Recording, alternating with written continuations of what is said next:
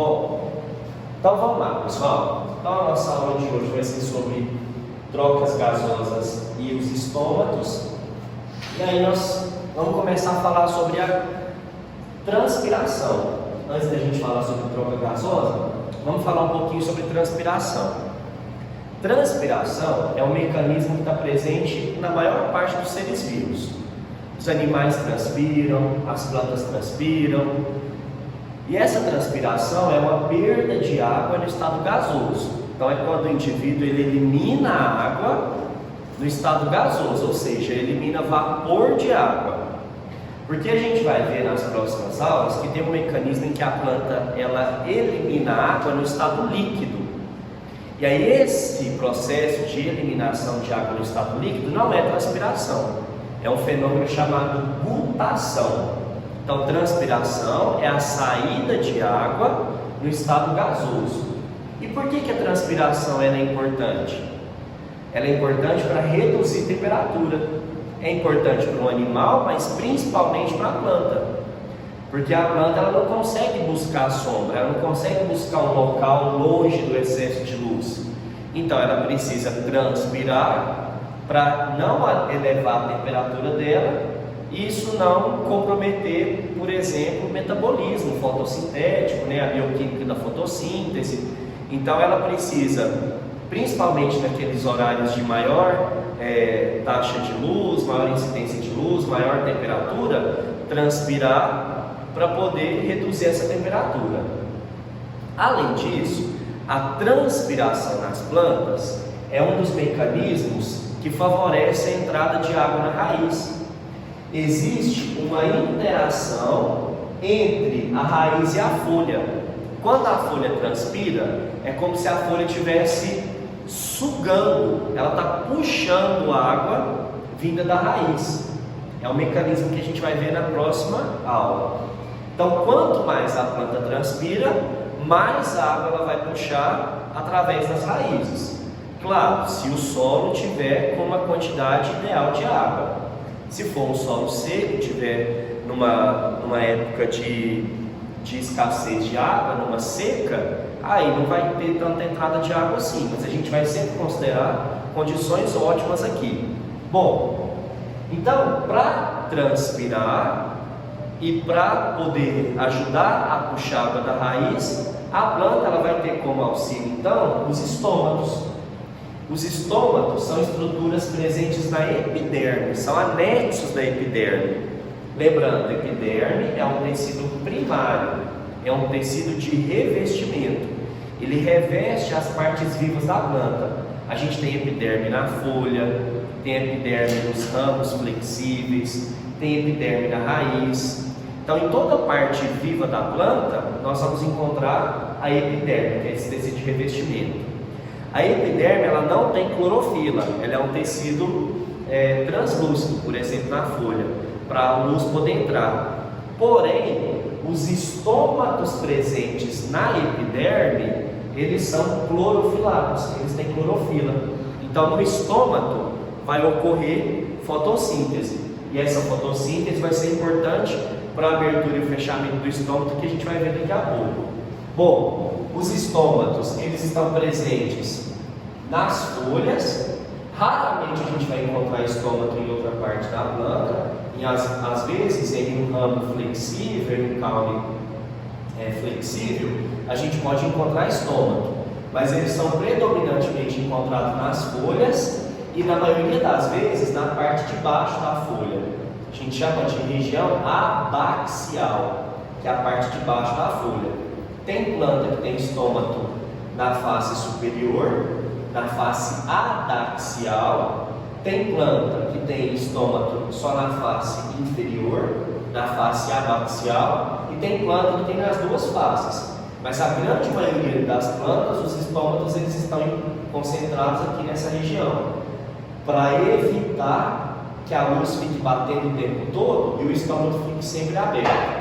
A gente vai ver isso daqui a pouco. A luz ela estimula a abertura dos estômatos. Bom,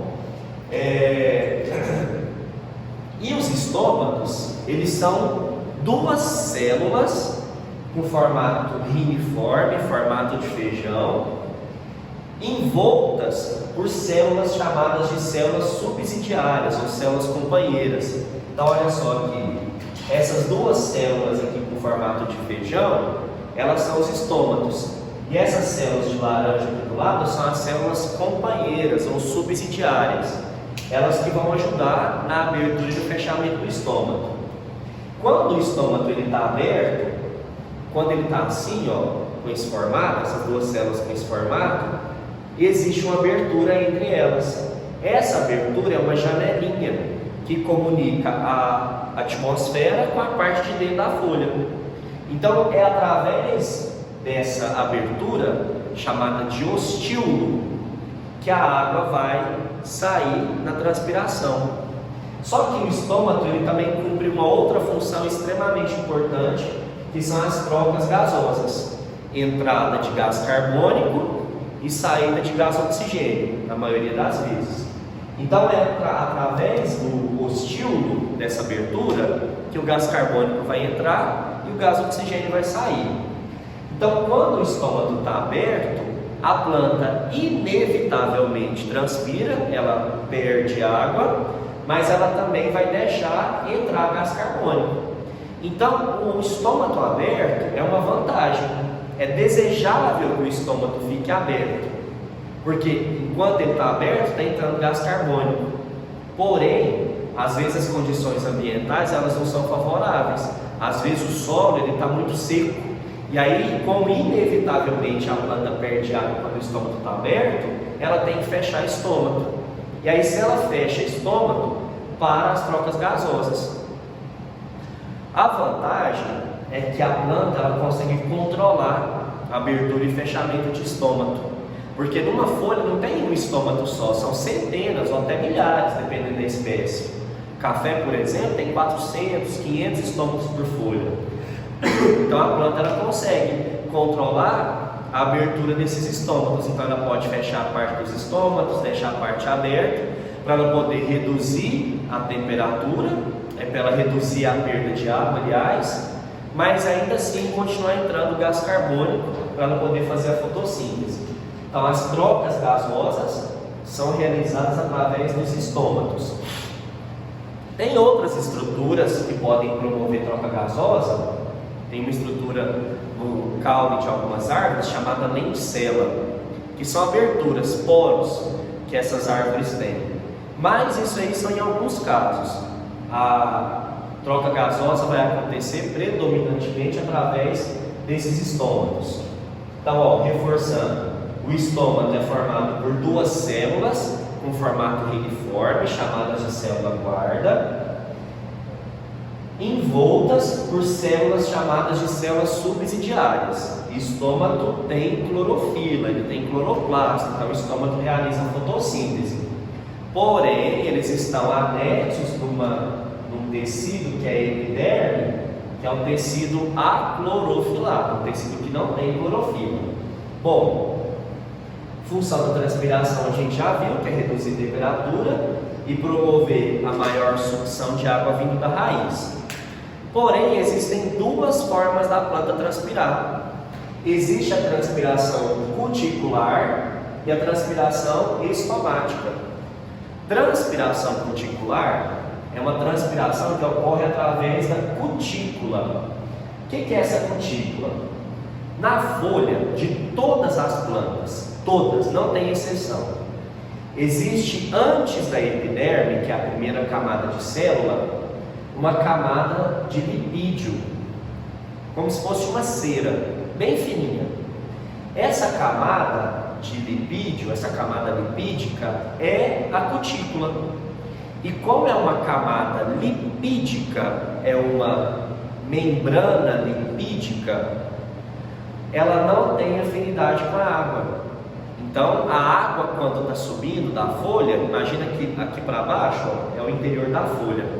E a água está subindo, está subindo, está subindo. Aí ela conseguiu passar parênquima, que é tecido de preenchimento e tecido de fotossíntese, de armazenagem também. Conseguiu passar na epiderme, mas chegou na cutícula. Aí ela não consegue atravessar. A cutícula barra a água.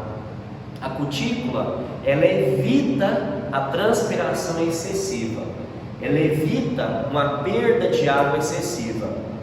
Porém, nessa cutícula, nessa camada de lipídio, existem alguns poros. Esses poros, eles estão constantemente abertos, é um buraco, então não tem como abrir e fechar. E aí a água consegue passar. Então existe uma transpiração chamada de transpiração cuticular, que a água consegue sair pelos poros da cutícula. Só que a quantidade de água que sai é muito pequena, porque os poros são muito pequenininhos. E essa transpiração cuticular, ela é constante ao longo das 24 horas do dia. Então, em qualquer momento que a gente faz a medição da transpiração cuticular, a taxa de transpiração pela cutícula é basicamente a mesma, varia muito pouco. Então, por exemplo, se esse gráfico aqui, representasse, ele está representando aqui na reta ordenada a taxa de transpiração, na reta abscissa as horas do dia. De 0 hora até as 7 horas, olha aqui a taxa de transpiração cuticular, não variou. Então é constante, é sempre a mesma. Agora, além da transpiração cuticular, existe a transpiração estomática. Essa aqui é a mais importante. A transpiração estomática é a transpiração que ocorre pelos estômatos. E ela acontece o tempo todo. O que foi, Matheus? Transpiração estomática. É a transpiração estomática. Essa aqui, ela não acontece o tempo todo. Ela não acontece igual a transpiração cuticular, na mesma taxa ao longo do dia. Primeiro que ela não acontece à noite. À noite não tem transpiração estomática, porque à noite os estômatos estão fechados. Por que à noite os estômatos estão fechados? Porque não tem luz. Mas é exatamente por isso, porque não tem luz. Mas mais importante do que isso, por que a planta não precisa transpirar à noite? Porque à noite a temperatura é muito baixa, não tem sol, então não tem como ela aumentar de temperatura à noite. Então não faz sentido os estômatos estarem abertos à noite. Se o estômago estiver aberto à noite, ela vai perder água. Pode falar, Ariane. Sim, o orvalho, aquilo lá é o seguinte, a umidade, o vapor de água que está presente no ar, ele condensa de manhã, porque de manhãzinha a temperatura ambiente ela cai.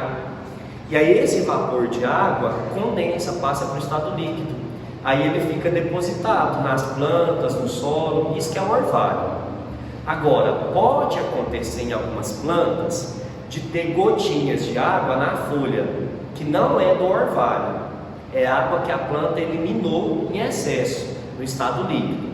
Aí é o fenômeno que eu falei no início da aula, que é a glutação. A gente vai estudar ele depois na próxima aula. Mas o orvalho mesmo é o vapor de água da atmosfera que condensou quando a temperatura caiu. Passou para o estado líquido e depositou na superfície lá das coisas que estão lá no ambiente. Exatamente, sereno, orvalho, é a mesma coisa. Bom, pessoal, agora olha só, essa transpiração estomática ela não acontece à noite, porque à noite os estômagos estão fechados, e eles estão fechados porque não tem luz e porque a planta não precisa transpirar à noite, já que não tem elevação de temperatura. Existe um grupo de plantas, mas que a gente não foca muito aqui no ensino médio, que são plantas chamadas de plantas CAN. Essas plantas CAN, que é o caso das cactáceas, das suculentas, essas plantas CAN, elas abrem os estômatos à noite e fecham durante o dia, porque são plantas que vivem em locais muito secos, em áreas desérticas, semiárido, e aí para não perder água durante o dia, elas deixam o estômago fechado.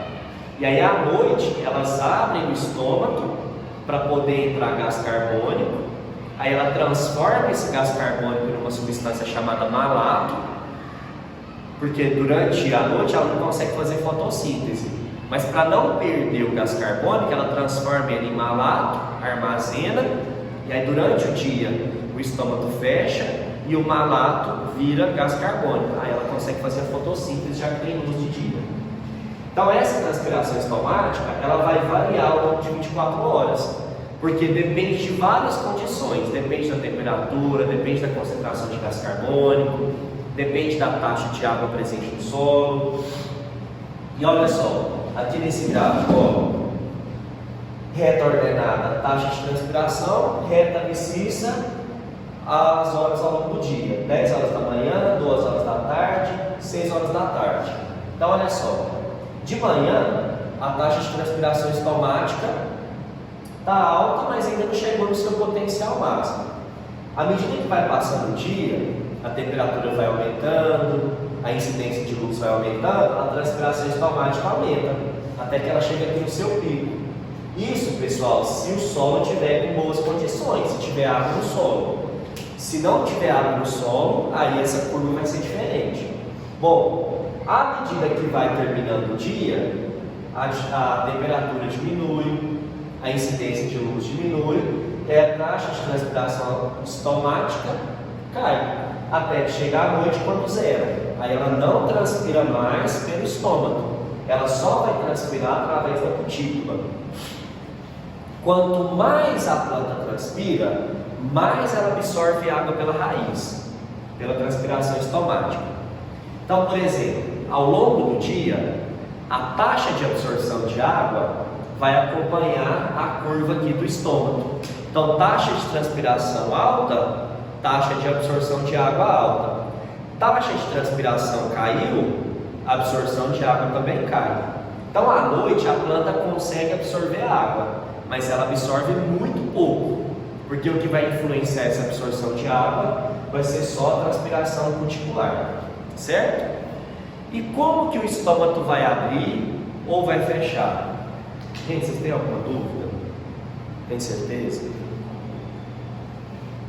Quem não pergunta é porque está cheio de dúvida, não sabe nem por onde começar.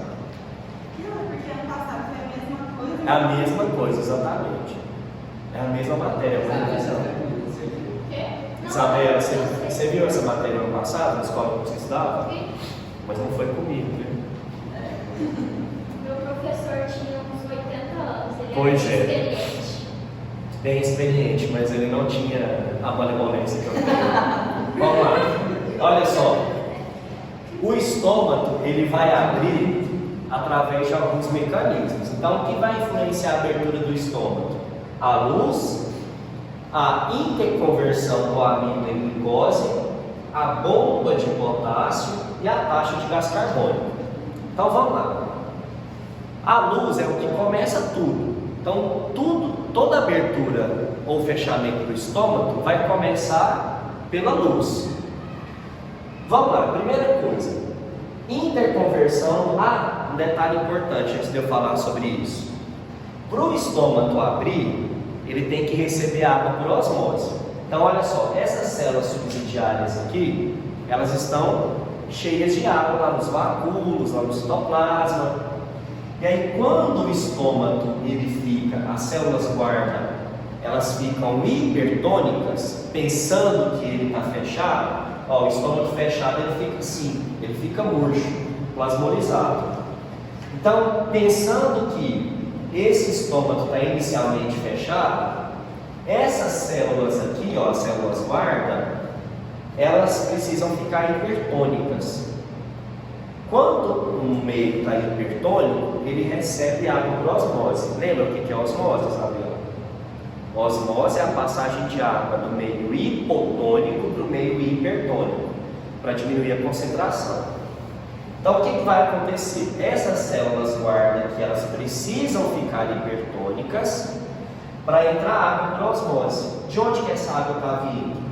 Das células subsidiárias, lá do xilema também, né, dos vasos condutores. E aí essa água vai entrando por osmose, e aí o estômago ele vai inchando, ele vai ficando túrgido. Quando ele está totalmente túrgido, ele fica aberto. E aí o rostíolo abriu, a planta transpira e vai ter troca gasosa. Então, A questão agora é como que essas células guarda elas vão ficar hipertônicas para a água entrar por osmose. Então tudo começa com a luz. Olha só. Primeiro, pessoal, eu vou falar da bomba de potássio. Eu falei que eu ia falar do amido da glicose, mas eu vou falar da bomba de potássio primeiro. Bomba de potássio são proteínas que nós temos aqui na membrana dos estômatos. E essas bombas de potássio, como o próprio nome já diz, elas conseguem transferir potássio que está aqui nas células subsidiárias para dentro dos estômatos. Então, quando a bomba de potássio é ativada, ela vai jogar potássio da célula subsidiária para a célula guarda. Vai fazer aquela, tipo, entra potássio e sai em ácido? Não, aquilo é a bomba de sódio e potássio. A bomba de sódio e potássio é para formar um impulso nervoso. Isso aqui é a bomba só do potássio. Obrigado, se eu tivesse falado não tinha percebido. Então a bomba de potássio são proteínas que nós temos aqui na membrana dos estômatos. E aí quando elas são ligadas, quando elas são ativadas, quando liga a chavinha da bomba de potássio, elas jogam potássio que estão aqui nas células subsidiárias para dentro da célula guarda. E aí, como jogou potássio aqui dentro da célula guarda, ela fica hipertônica. Então jogou tanto potássio aqui dentro que elas ficaram hipertônicas em relação às células subsidiárias. E aí, se ficou hipertônica, a água entra por osmose. A água entrou por osmose, estômago abriu. E o que ativa essa bomba de potássio?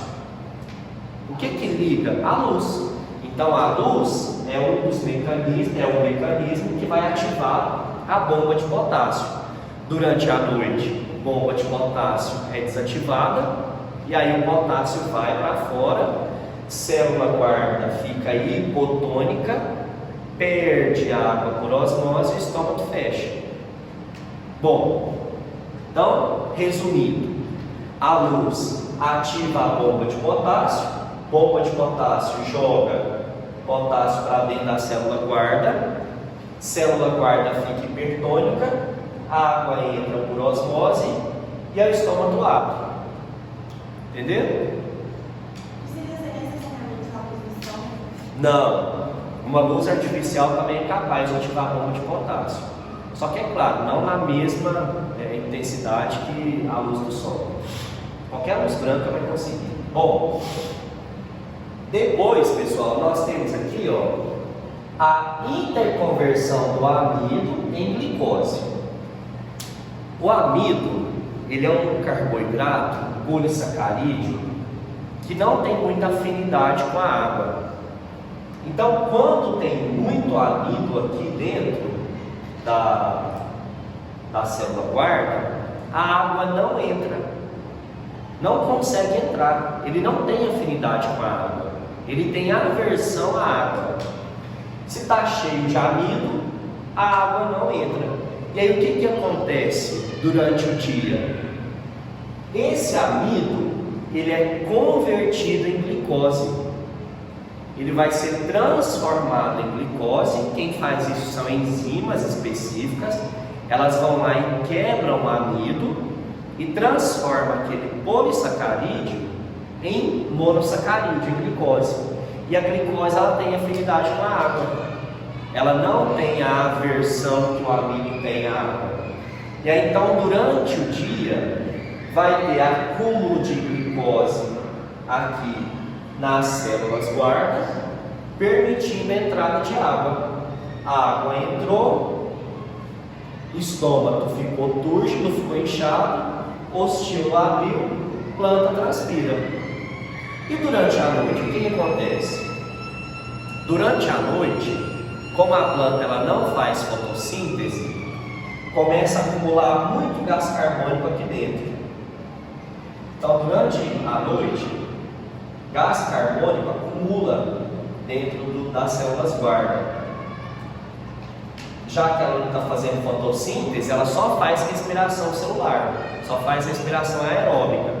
E na respiração celular a gente produz gás carbônico, e a planta também. Então acumula gás carbônico. Esse gás carbônico, ele vai reagir com a água.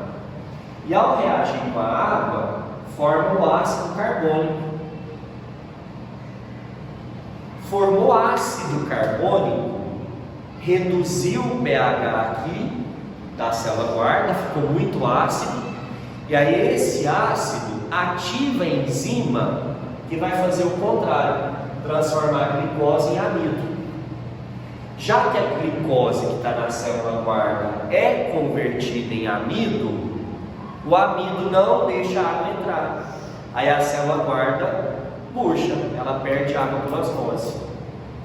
Então olha só, durante a noite acumula gás carbônico dentro da célula guarda, porque ela não está fazendo fotossíntese, ela só está fazendo respiração celular. Gás carbônico reage com a água, deixando a célula guarda ácida. Essa acidez vai ativar a enzima, esse pH reduzido vai ativar a enzima que vai fazer o contrário, vai transformar a glicose em amido. E o amido não deixa a água entrar, pelo contrário, ele faz a água sair.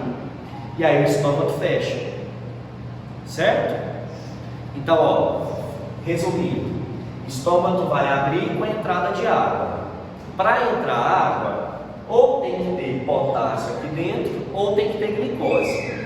Para ter potássio, a luz ativa as bombas de potássio, e para ter glicose, a luz ela vai inibir aquelas enzimas que transformam glicose em amido.